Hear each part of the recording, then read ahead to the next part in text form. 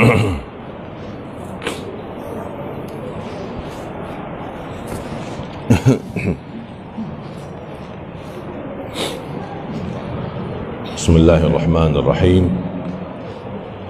Assalamualaikum warahmatullahi wabarakatuh.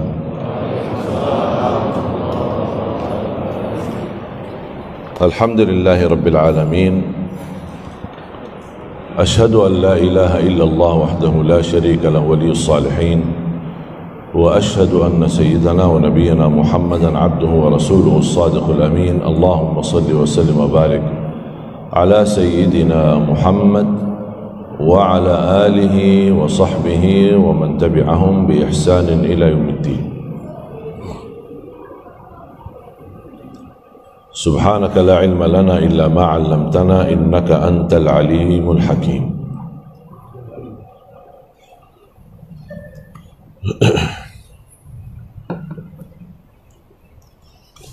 Alhamdulillah wa syukurillah, diberikan oleh Allah Subhanahu wa taala kesempatan dan masih kita punya umur untuk mendekatkan diri kita kepada Allah Subhanahu wa taala. Dan umur ini sangat mahal, sangat berharga. Sampai Allah Subhanahu wa taala bersumpah di dalam Al-Quran. Dan kata ulama, kalau Allah bersumpah terhadap sesuatu, berarti pesan Allah sesuatu ini sangat-sangat penting. Allah Subhanahu wa taala bersumpah dengan waktu. Allah boleh bersumpah dengan apa saja. Kita tidak boleh bersumpah selain nama Allah. A'udzu billahi minasyaitonir rajim. Bismillahirrahmanirrahim. Wal 'asr. Innal insana lafi khusr. إلا الذين آمنوا وعملوا الصالحات وتواصوا بالحق وتواصوا بالصبر. Demi waktu, demi masa,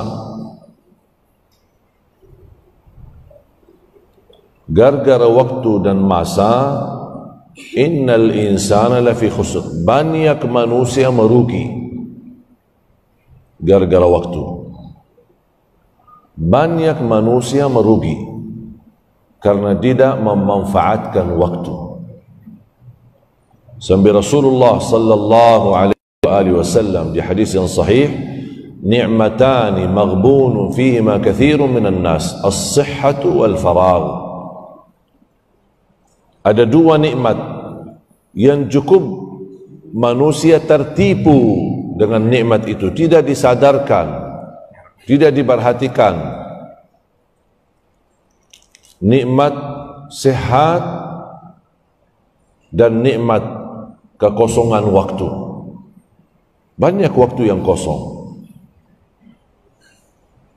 Coba kalau kita hitungkan dari aktivitas kita dari pagi sampai malam, apa yang kita kerjakan?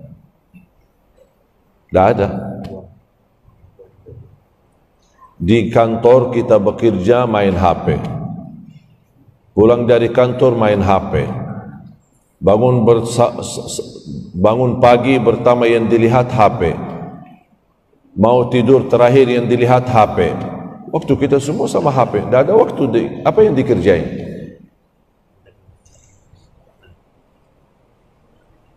Dan waktu yang begitu banyak luang, ketika ada saatnya kita untuk agama atau untuk belajar Al-Quran, malah kita merasa tidak ada waktu. Ayo belajar Al-Quran, tidak ada waktu, tidak sempat. Padahal kalau diperhatikan waktunya, dari pagi sampai malam tidak ada yang dikerjain.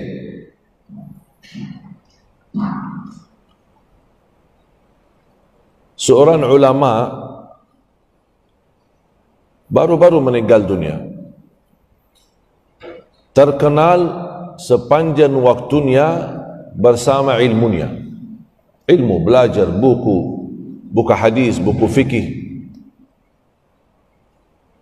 Sampai anak dia menceritakan, ibu saya membawakan masakan siang untuk makan siang dan taruh di depan dia. Dia masih sibuk baca sampai makan siangnya dingin, diangkat lagi, dipanasi, dibawa lagi sampai 3 kali 4 kali, dan beliau tidak memperhatikan ada makan di depan dia. Sibuk belajar ilmu dari pagi sampai malam.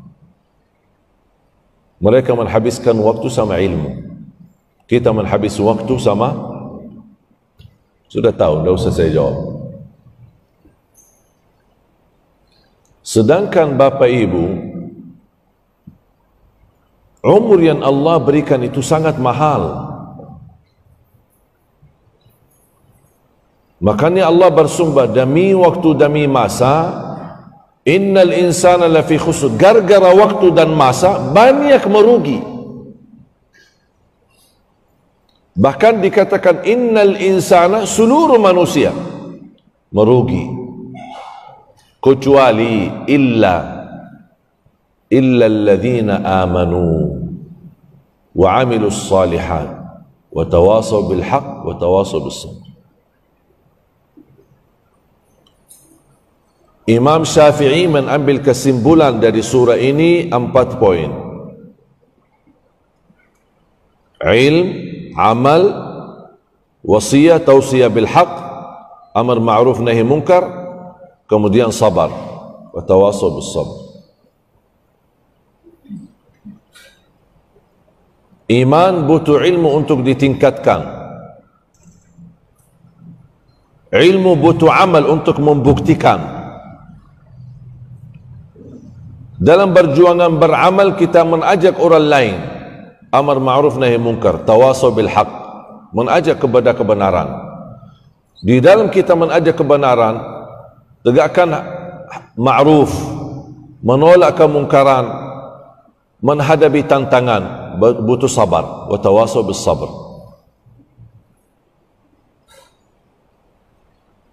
Di dalam proses berdakwah, amar ma'ruf, ada harus sabar, ujian. Tidak semua orang suka amar ma'ruf nahi munkar. Menghadapi dengan sabar. Kata sabar bukan bermusuhan.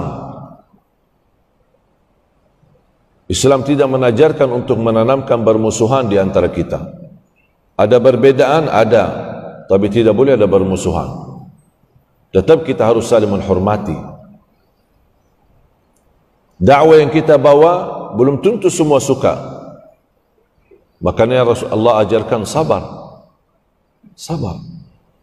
Sabar berdakwah, sabar menyampaikan kebaikan. Dan jangan mengharap manusia semua suka. Kalau kita mengharapkan manusia semua suka, mohon maaf, berarti tidak ikhlas. Biar aja. Tugas kita menyampaikan, bukan tugas kita merubah orang. Itu bukan tugas kita. Kadang-kadang kita menyampaikan dakwah, tapi kondisi orang-orang itu tidak berubah-ubah. Merasa kesal. Apaan kok itu orang tidak jelas-jelas? Sudah dinasihatin, sudah didatangin, sudah dibicarain, tidak rubah-rubah. Bukan urusan kita dong. Dia rubah, tidak rubah, bukan urusan kamu. Tugasmu menyampaikan. Allah kasih hidayah, Allah belum kasih hidayah, itu urusan Allah, jangan ikut campur.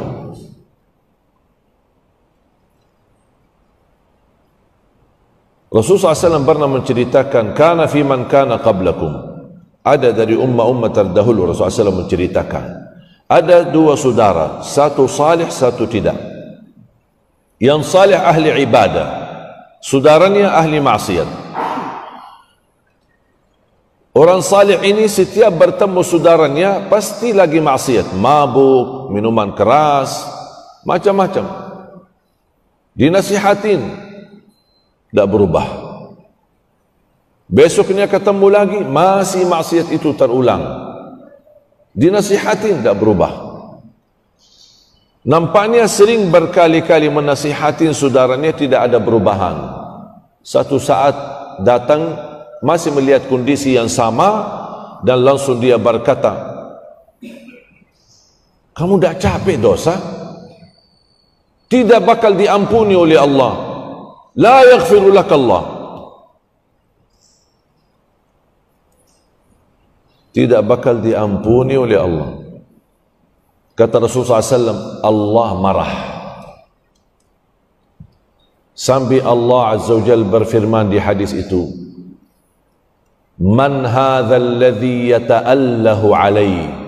Siapa itu orang yang beranikan diri menjadikan dirinya Tuhan, dan dia berkata, aku tidak akan ampuni dia. Gara-gara kalimat itu, Allah ampuni yang berlaku maksiat, Allah habiskan dan batalkan semua kebaikan ahli ibadah. Gara-gara satu kalimat, dia menjadikan dirinya Tuhan. Ini diampuni, ini tidak diampuni. Ini masuk surga, ini tidak masuk surga. Justru yang terjadi kebalik. Orang yang berdosa maksiat diampuni oleh Allah, yang ahli ibadah justru semua kehabisan kebaikannya. Kita bukan ditugaskan untuk menghukum orang, menilai orang itu seperti apa.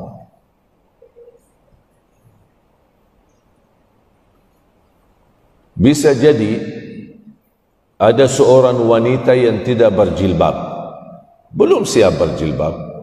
Kita sudah nasihatin, tapi tidak ada perubahan.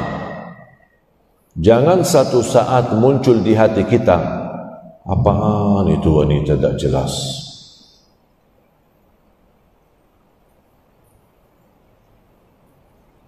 Siapa yang bilang tidak jelas? Barangkali si wanita ini yang belum berjilbab, mungkin dia punya amalan rahasia sama Allah, mungkin dia ahli tahajud 2 rakaat malam hari. Bisa sebabnya tahajud Allah ampuni semua dosanya, dan kita tidak tahu.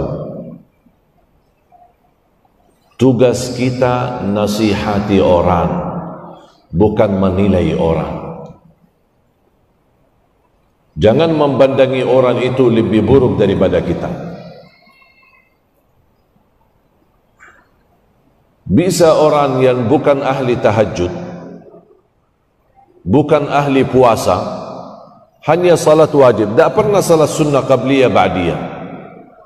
Jangan kita mempandangi, nampaknya saya lebih baik ini, saya suka tahajud, dia tak pernah tahajud. Dia tak pernah salat malam, kayaknya saya lebih baik. Bisa jadi dia lebih duluan masuk surga. Kenapa? Mungkin dia orang suci hati, orangnya hatinya suci, tak pernah dengki, tak pernah hasud, tidak pernah ada bisikan kotor terhadap orang lain, tidak pernah fitnah, tidak pernah ikut campur adu domba, tak pernah ada macam. Hatinya bersih sama orang lain, selalu memaafkan. Kita ahli tahajud, masih dia lebih baik daripada kita, karena kesucian hati. Dan kesucian hati jaminan masuk surga. Beda sama orang yang suka tahajud tapi hatinya tidak suci, masih hatinya kotor terhadap orang lain, masih buruk sangka terhadap orang lain, masih suka dengki, masih suka hasud.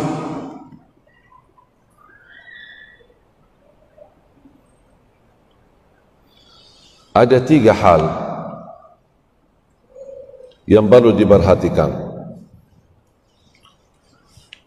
Allah subhanahu wa ta'ala menyembunyikan waliullah di tengah manusia. Tak ada yang bisa tahu siapa waliullah. Allah sembunyikan. Allah berikan kemuliaan kepada seorang, dijadikan waliullah, tapi Allah rahasiakan. Kenapa Allah rahasiakan?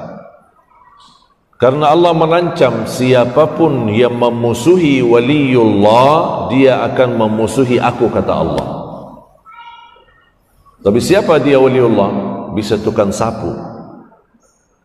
Tukang sapu bisa waliullah. Kita tidak tahu. Kenapa Allah sembunyikan waliullah di tengah orang? supaya kita tidak sembarangan menghina orang lain. Jangan-jangan satu saat ternyata kita menghina waliullah. Hati-hati. Harus kita bersikap baik sama seluruh manusia.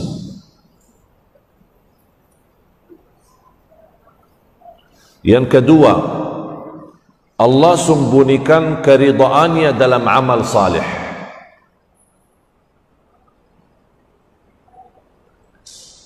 Allah sembunyikan keridhaannya di dalam amal salih. Kita tidak tahu amal salih yang mana yang mendapatkan ridha Allah. Bisa ada orang ahli tahajud, mungkin di situ dia dapat ridha Allah. Mungkin ada orang lain ahli salat jamaah, di situ mungkin dia dapat ridha Allah. Mungkin ada orang melalui sedekahnya, ada orang melalui silaturrahim, kita tidak tahu. Makanya kenapa Islam menanjurkan untuk berbanyak amal, bahkan berbagi amal-amal, jangan fokus satu amalan walaupun sedikit. Dan selalu saya bilang sama jamaah, usahakan di setiap amal salih anda punya bagian.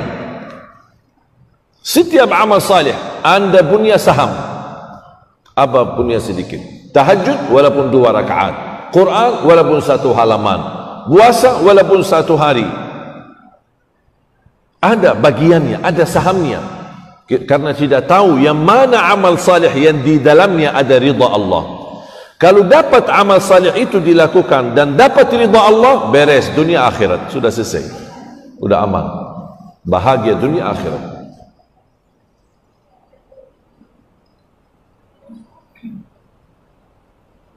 Yang ketiga, Allah sembunyikan kemurkaannya di dalam dosa maksiat. Hati-hati dari dosa.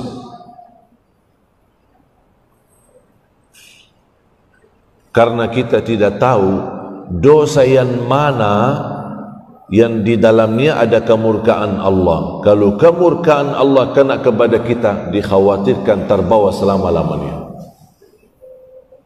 Makanya ketika kita terlanjur sebagai manusia berdosa, segera mohon ampun.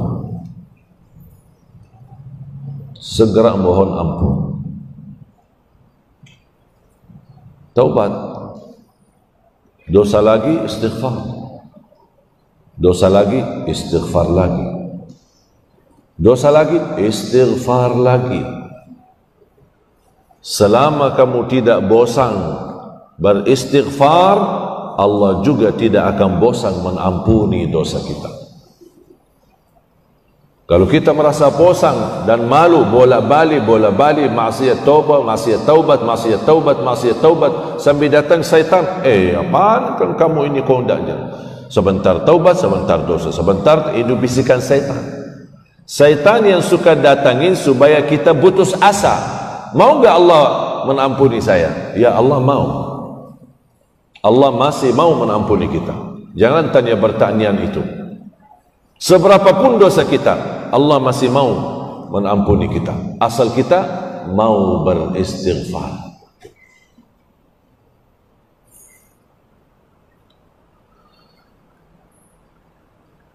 Kata Imam Syafi'i rahimahullah terhadap suratul Asr. Hafalkan semua suratul Asr? Surah pendek kan? Apa kata Imam Syafi'i? Laula ma anzalallahu ghaira hadhihi surati linnasi lakafathum. Kalau Allah tidak menurunkan Al-Quran sama sekali,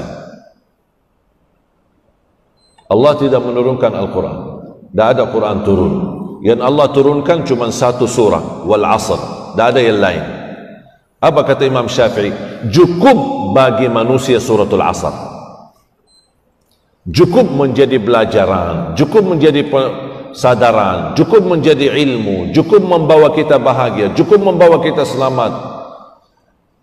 Itu menunjukkan betapa besar ilmunya Imam Syafi'i sampai dia faham makna dan hakikat daripada suratul Asr yang surah pendek. Semua jamaah sekalian berkeinginan mendapatkan keselamatan. tidak merugi dunia dan tidak merugi akhirat. Dan suratul Asr membahas itu. Semua manusia bakal merugi. Bisa enggak selamat? Bisa, illa yang bawa 4 sifat. Alladzina amanu, iman. Iman butuh ilmu untuk ditingkatkan. Ilmu butuh bukti, amal salih. Iman tambah amal salih tidak bukti. Belum ada bukti. Tidak cukup dengan iman, harus buktikan imanmu. Ada panggilan salat, segera salat. Saya pernah baca dalam sirah ulama, ada seorang ulama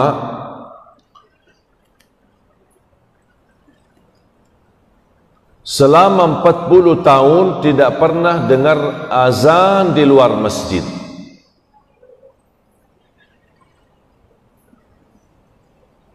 Bisa enggak Bapak Ibu dibayangkan? 40 tahun tidak pernah dengar azan di luar masjid. Terus dengar azan di mana? Di dalam masjid.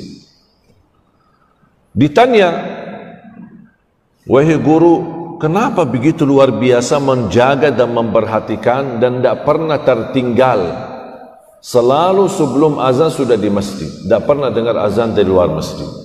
Apa jawaban beliau?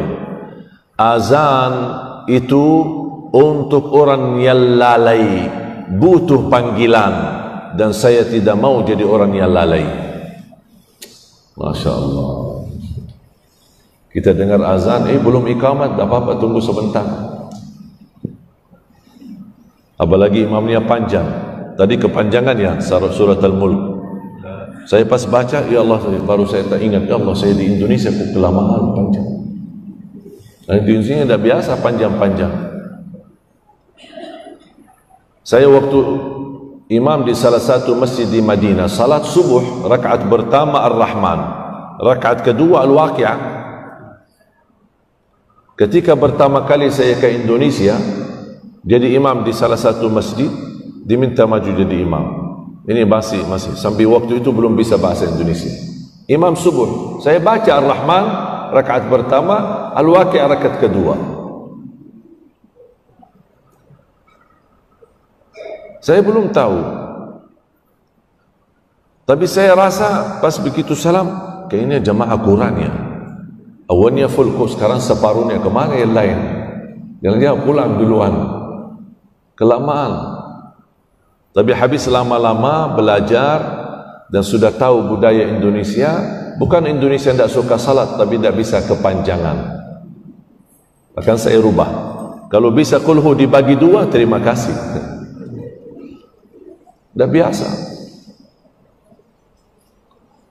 Padahal sunnah salat subuh sangat dianjurkan untuk perpanjang, mempanjangi salatnya, lama salat subuh.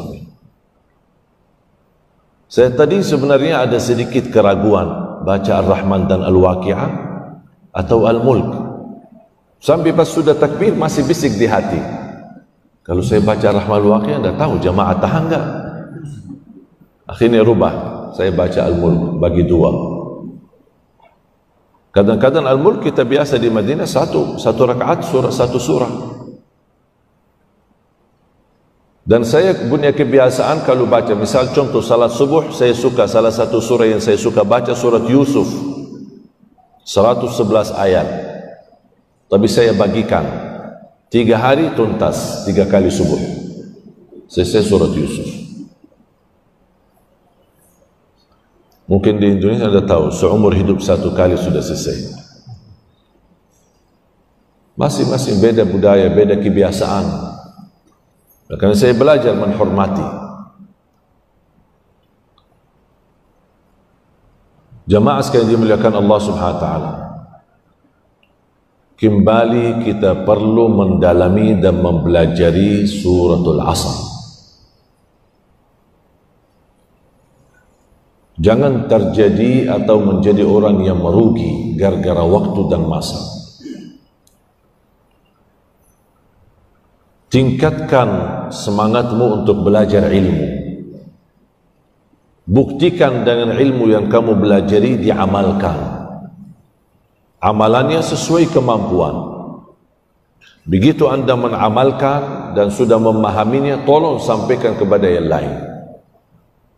Walaupun kita belum sempurna mengamalkan, tidak apa-apa. Barangkali kalau kita sering mengajak orang lain, mudah-mudahan kita dapat bertambah hidayah dari Allah Subhanahu wa Ta'ala.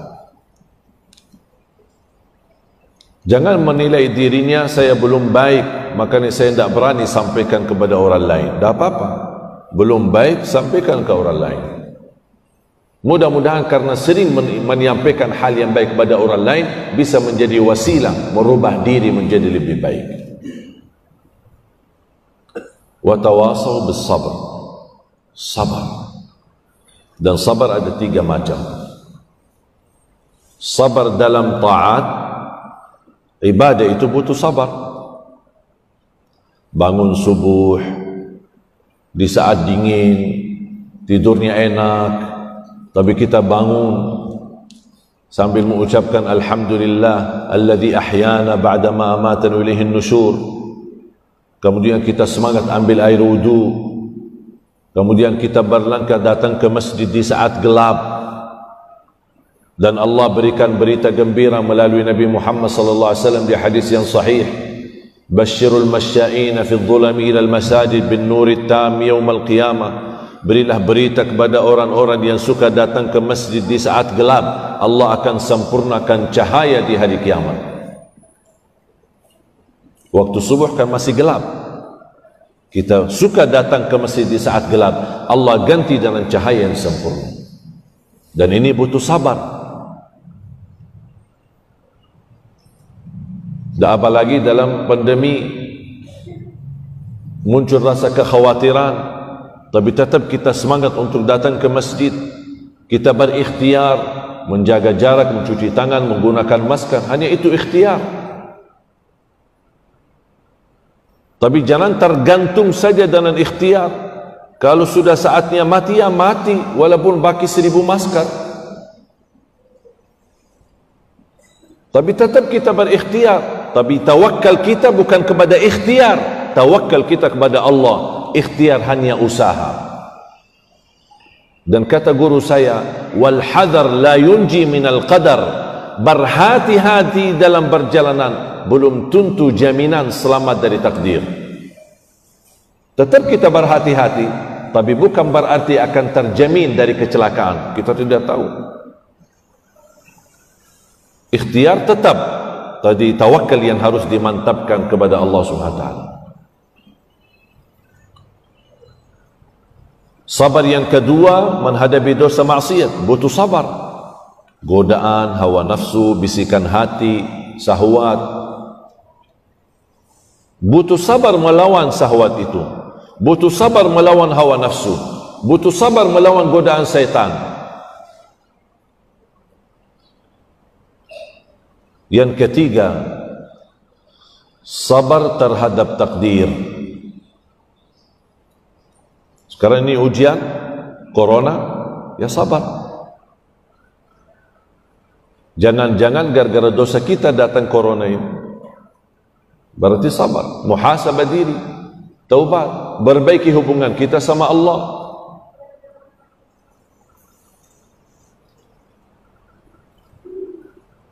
Dan sabar memang agak pahit. Sampai Rasulullah SAW bersabda, was-salatu nur was-sabru diya. Salat itu nur, sabar itu diya. Apa artinya? Tahu arti nur? Nur apa? Cahaya. Terus diya artinya apa dalam bahasa Indonesia? Cahaya, sama. Bahasa Indonesia sama, tapi kok bahasa Arab beda. Dan selalu saya bilang, tidak ada bahasa yang bisa fahami makna yang dalam di dalam bahasa Arab selain bahasa Arab itu sendiri. Nur cahaya, diya cahaya.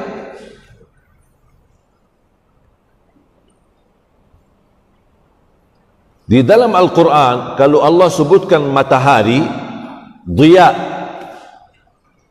Kalau sebutkan bulan, nur. Wa ja'ala asy-syamsa diya'an wal qamara nuran. Padahal dua-duanya cahaya. Matahari cahaya, bersinar. Bulan pun cahaya. Tapi kenapa kalimatnya beda?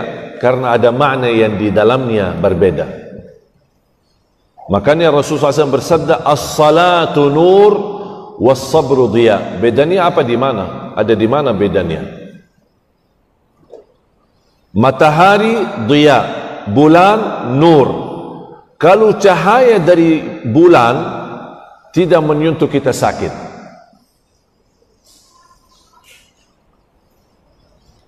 Cahaya bulan adem dan tidak membuat sakit.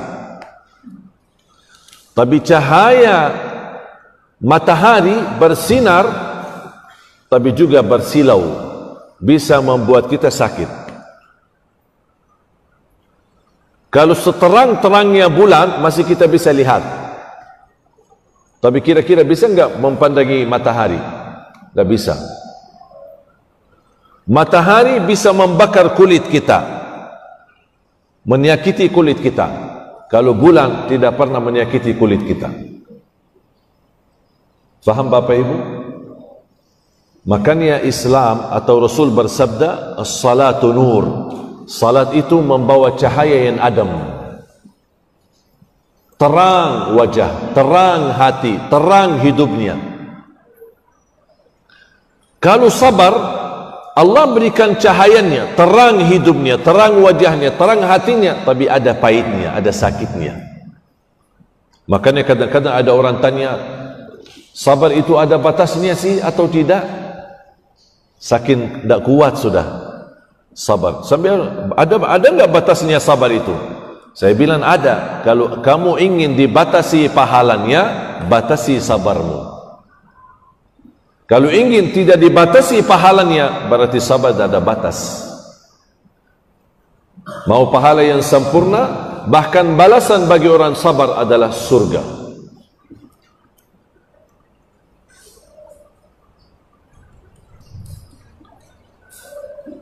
Dan terhadap takdir, kita butuh meningkatkan kesabaran. Sabar itu ibadah. Wantidharul faraji ibadah. Kalau kita lagi menghadapi kesusahan, menunggu jalan keluar, sambil kita usaha, sambil menunggu jalan keluar, proses menunggu jalan keluar dari masalah yang kita hadapi, itu sendiri ibadah. Wantidharul faraji ibadah. Menunggu kemudahan, menunggu jalan keluar dari masalah yang kita hadapi, itu sendiri ibadah.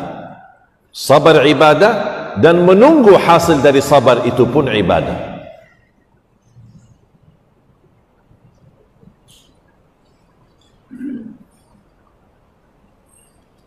Dan teruji akhlak seorang, apakah akhlaknya mulia atau tidak, ketika tertekan ujian. Akan terlihat akhlaknya seperti apa. Kalau lagi duduk manis, santai, semuanya serba lancar, semuanya serba ada, tidak akan terlihat kemuliaan akhlak. Tapi ketika dicaci maki, dihina, difitnah, tertekan dengan ujian, rugi usahanya, masalah anak, masalah keluarga, di situ terlihat kemuliaan akhlak. Apakah mampu sabar? Apakah diam, tidak bereaksi dengan kata-kata yang tidak baik, menunjukkan ridha Allah, saya ridha terhadap takdirmu ya Allah. Makanya orang yang mampu mengucapkan alhamdulillah saat diuji, itu bukan level iman yang biasa. Diuji alhamdulillah, bukan hanya saat sehat alhamdulillah, tapi saat sakit pun alhamdulillah. Selalu kita ucapkan alhamdulillah.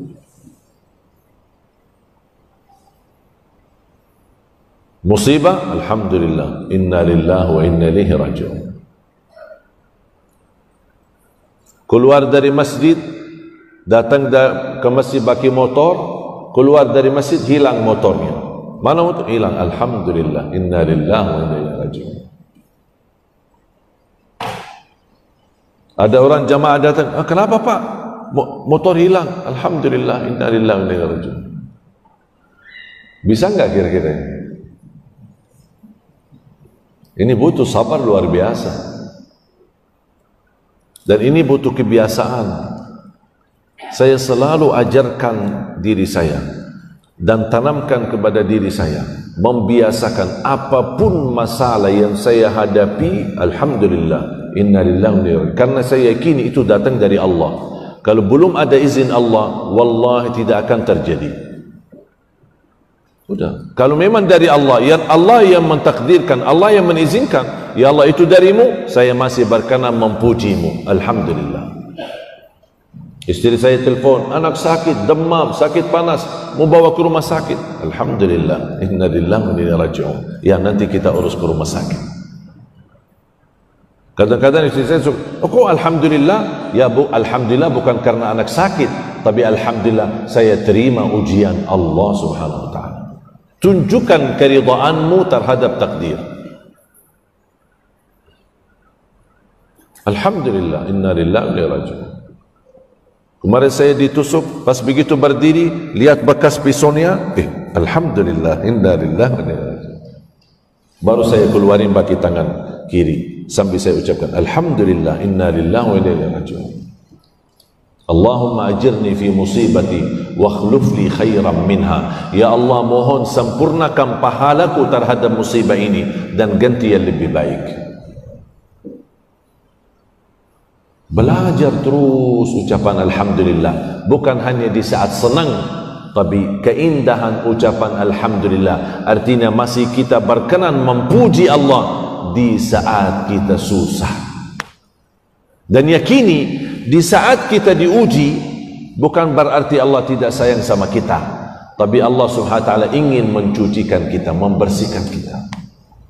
Ibarat baju kotor, kalau dimasukin ke mesin, gimana gerakan mesinnya, mesin cuci? Apakah dia pelan-pelan supaya tidak menyakiti baju? Nanti mesinnya, jangan nyakitin baju dia, pelan-pelan.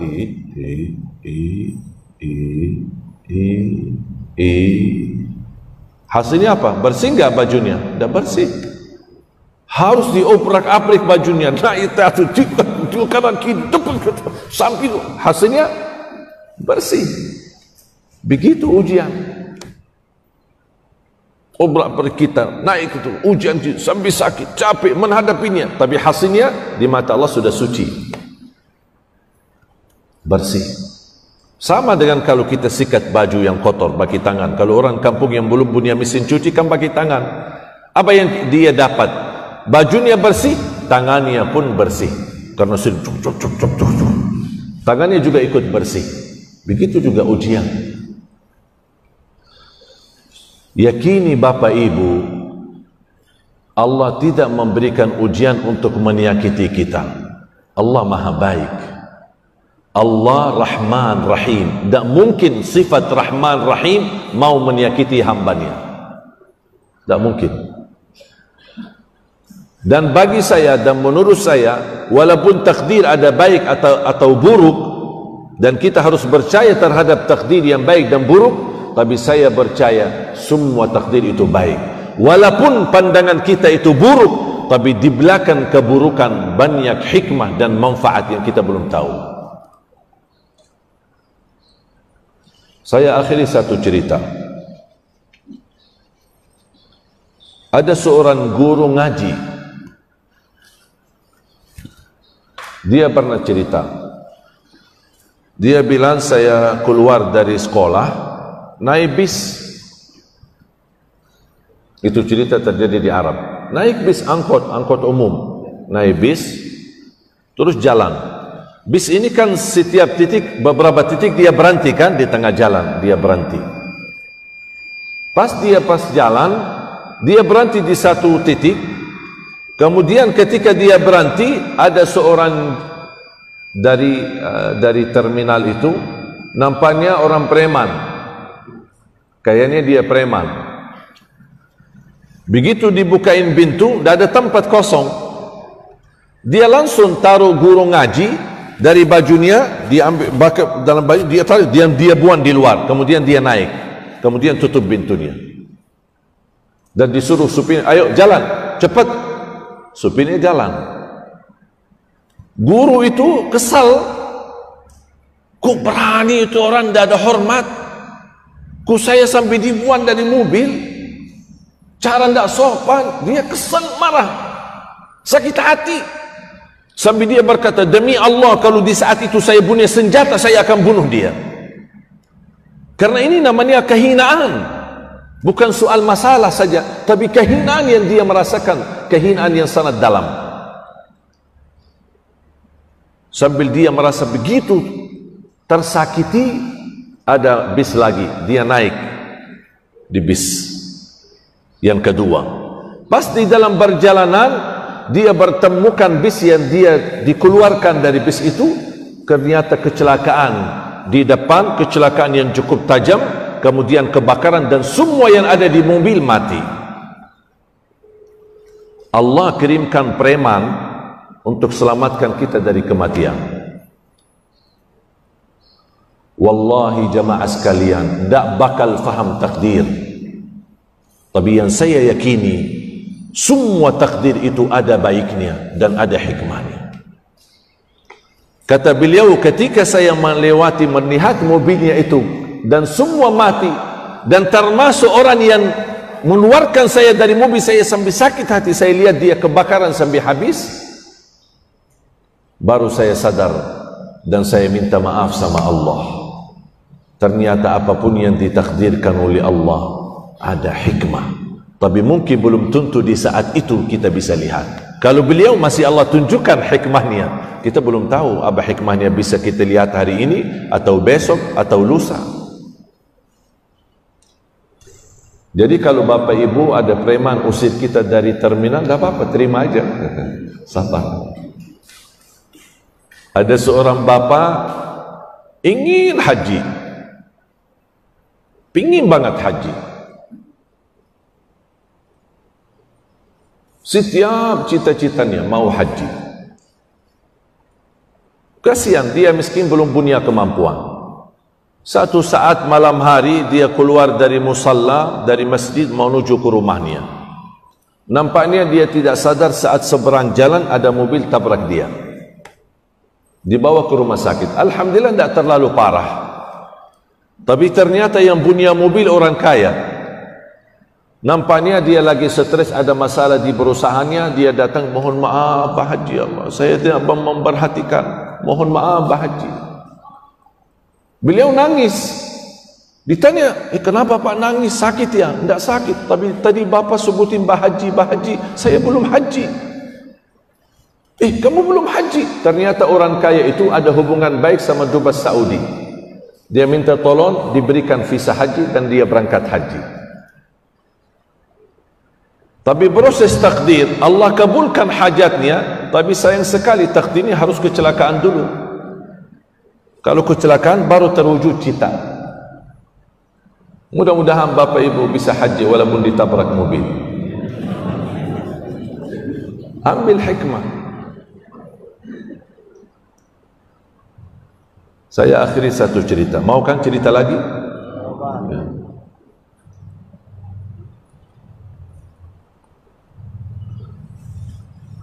Ada seorang berkeinginan dapat jodoh. Itu aja selalu doanya, ya Allah, jodoh yang salihah, yang cantik, yang kaya. Kenapa dia minta yang kaya? Dia bilang, saya orang miskin. Masa miskin sebelum nikah, miskin lagi sesudah nikah? Ya tidak apa-apa, mudah-mudahan dapat yang kaya biar lebih enak. Ya terserah, itu doa boleh, bebas kita berdoa selama doa kita halal. Dia tahajud, itu aja doanya. Tak pernah minta, ya Allah ampuni, ya Allah, tak ada. Cuman itu aja doanya. Ya Allah, minta jodoh yang salih, yang cantik, yang kaya. Dapat rezeki, pergi haji. Tawaf, ya Allah, jodoh yang salih, yang cantik, yang kaya. Sa'i Safa Marwah, ya Allah, jodoh yang salih, yang cantik, yang kaya. Sampai orang, itu aja doanya, tidak ada yang lain. Saya butuh itu, udah untuk urusan saya sama Allah. Kenapa kamu ikut campur? Itu aja doanya, tidak ada yang lain. Tidak minta hidayah, tidak minta rizki, tidak minta barakah, tidak minta panjang ibukannya, minta jodoh. Pulang ke kampung habis haji, dia jalan di kampung di gang, sedang membayangkan jodohnya. Kapan ya bisa ketemu jodoh yang salih, yang cantik, yang kaya? Tiba-tiba muncul anjing, dikejar anjing. Dia lari, dikejar lagi anjingnya. Sampai anjing berhasil gigit kakinya, berdarah. Datang ambulan, dibawakan ke rumah sakit. Di dalam mobil ambulan, dia berkata, ya Allah, selama ini saya minta jodoh yang salih, yang cantik, yang kaya. Masa dikirimkan anjing? Dia belum siap terima takdir. Pas ke rumah sakit, sampai diantar ke rumah sakit, ternyata dirawat sama seorang dokter yang cantik, salih dan kaya. Jadi jodohnya. Ternyata Allah sudah kabul doanya, tapi jodohnya ada di rumah sakit, bukan ada di masjid. Berarti harus sakit dulu baru bisa ketemu di rumah sakit. Makanya Allah kirimkan tantarannya, anjing, gigit dia biar ketemu jodohnya. Saya doakan yang belum berjodoh, mudah-mudahan dapat jodohnya tanpa digigit anjing.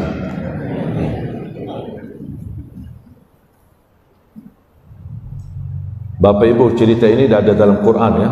Jangan nanti pulang, di mana cerita anjing yang saya mau cari? Tidak ada. Saya bikin. Itu Mediin Ali Jabir. Buat apa saya bikin cerita seperti ini? Saya ingin membuka wawasan Bapak Ibu supaya tahu ternyata di balik takdir buruk ada banyak hikmah. Bahkan termasuk Allah bisa menjadikan cara terkabul hajat kita ada sedikit prosesnya pahit. Ada proses sakit, tapi ujung-ujungnya terwujud apa yang kita inginkan. Faham Bapak Ibu? Bisa sudah ngerti gambarannya? InsyaAllah percaya takdir. Sakit sedikit, sabar. Orang menyakiti kita, menzalimi kita, menghina kita, sabar. Kalau bisa lebih baik, maafkan. Apalagi lebih baik, ikhlaskan. Lebih sempurna lagi, mendoakan dan masih berkenan berbuat baik sama dia. Semoga Allah Subhanahu wa taala senantiasa memberikan kepada kita kemuliaan dunia dan akhirat. Bapak Ibu, mohon doa restu. Doakan kami dalam program safari dakwah kami terus melanjutkan perjuangan untuk mencetak 1 juta penghafal Al-Quran untuk Indonesia. Dan alhamdulillah program ini sudah jalan atas izin Allah SWT dan dukungan dari jamaah. Setiap titik yang kami datangin, alhamdulillah betapa luar biasa perhatian dan dukungan dari jamaah. Wakaf rumah, wakaf tanah, dimanapun kemampuan jamaah luar biasa ikut terlibat. Bahkan alhamdulillah kemarin siang kita bersama untuk meletakkan batu pertama yang insyaAllah menjadi salah satu pesantren yang melahirkan kadar-kadar penghafal Al-Quran di Batam. Alhamdulillah kemarin sudah letakkan batu pertama, insyaAllah menjadi bangun salah satu dari 100 markas yang kami ingin membangun untuk melahirkan 1 juta penghafal Al-Quran. Kalau Indonesia dikenal Indonesia negara terbesar penduduk Islam, tunggu insyaAllah dengan izin Allah Indonesia akan terkenal negara terbesar para penghafal Al-Quran. Takbir. Saya tidak pernah merasa lelah dan capek dalam untuk mewujudkan impian ini. Dan saya harap impian ini dan cita-cita ini bukan milik Ali Jabir, tapi saya harap menjadi milik kita bersama. Perjuangan kita bersama, amal salih kita bersama, dan kita yang bersama-sama memperjuangkan. Mudah-mudahan perjuangan ini menjadi saksi baik bagi kita dan melimpahkan rizki, dan Allah ganti yang lebih baik, dan di hari kiamat sama-sama mendapatkan syafaatnya Al-Quran. Yang mendapat syafaat Al-Quran bukan hanya orang yang hafal, bukan hanya orang yang pandai membaca, yang memfasilitasi para penghafal tetap mendapatkan kemuliaan Al-Quran, dan setiap bacaan dari bacaan mereka Allah salurkan pahalanya karena kita yang mendukung dan membina mereka dan kita memfasilitasi mereka. Bisa jadi Bapak Ibu kita gagal menjadi penghafal Al-Quran, tapi mohon jangan gagalkan generasi kita, anak cucu kita, lingkungan kita, apapun upaya dan ikhtiar kita. Mudah-mudahan menjadi amal salih yang menantarkan kita dan keluarga mendapatkan ridha Allah dan surga Allah Subhanahu wa taala. Sebelum saya tutup doa, saya serahkan kepada panitia. Saya harap jemaah sekalian berkenan tunggu sebentar, nanti kita insya-Allah akan tutup doa. Jazakumullahu khairan. Jangan ke mana-mana, sesaat lagi kami kembali. Terima kasih atas perhatiannya, doa-doanya. Mudah-mudahan ini semua menjadi upaya dan ikhtiar kita untuk insya-Allah mewujudkan satu tujuan hafal untuk negeri kita tercinta Indonesia. Bismillahirrahmanirrahim. Alhamdulillahirabbil alamin. Allahumma shalli ala sayyidina Muhammad wa ala ali sayyidina Muhammad. Allahumma ya Allah ya Jalal wa Ikram petunjuk kepada jalan yang lurus. Hidupkanlah kami dalam keadaan iman, wafatkanlah kami dalam keadaan Islam, akhirnya kami dengan husnul khatimah. Ya Allah, jadikan kami seperti keluarga kami ahlul Quran, berhafal Al-Quran, berakhlak Al-Quran. Tuliskan nama kami yang mendapatkan syafaat Al-Quran dan syafaat Nabi Muhammad sallallahu alaihi wasallam. Ighfir lana wa liwalidina, ighfir lana wa liwalidina, warhamna rabbana wasallallahu waghfir jami'al muslimin wal muslimat wal mu'minin wal mu'minat al-ahya'i wal amwat. ربنا آتنا في الدنيا حسنة وفي الآخرة حسنة وقنا عذاب النار. وصلى الله على سيدنا محمد وعلى آله وصحبه وسلم والحمد لله رب العالمين. جزاكم الله خيرا. سبحانك اللهم وبحمدك أشهد أن لا إله إلا أنت